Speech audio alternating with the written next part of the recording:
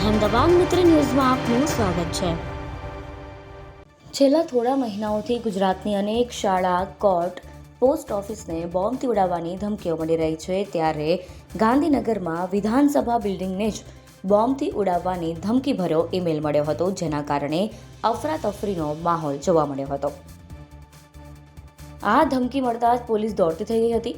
તાત્કાલિક ડોગ અને બોમ્બ સ્ક્વોડની વિવિધ ટીમ દ્વારા તપાસ શરૂ કરવામાં આવી। નોંધનીય છે કે અત્યારે વિધાનસભામાં બજેટ સત્ર ચાલી રહ્યું છે, જેનો આજે 20મો દિવસ છે। સવારે 9 વાગે તમામ ધારાસભ્યો અને મંત્રીઓ વિધાનસભામાં હાજર હતા, જેને લઈને તેમને સુરક્ષિત બહાર લાવી પરિસર ખાલી કરાવી દેવાયું। જોકે બિલ્ડિંગની સઘન તપાસ બાદ વિધાનસભા સત્ર ફરીથી શરૂ કરવામાં આવી છે। અમદાવાદમાં પણ શાળાઓને ધમકીભર્યો મેલ મળ્યો। મેમનગરની મહારાજા અગ્રેસન, ગાટલોડિયાની કેલોરેક્સ સ્કૂલ, શાંતિ એશિયાટિક સ્કૂલને ધમકી મળતા પોલીસે તપાસ શરૂ કરી છે।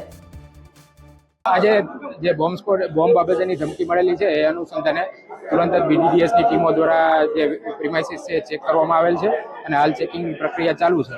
એ ઉપરાંત જ્યારે સમગ્ર step by step premises check કર્યા બાદ ગૃહની કાર્યવાહી રાબેતા મુજબ ચાલુ કરવાના પ્રયત્નો છે। એ આપને કહીશું, અમે મેલ આપને જાણ કરશું। મેલનો સ્ટડી કરીને આપને જાણ કરશું।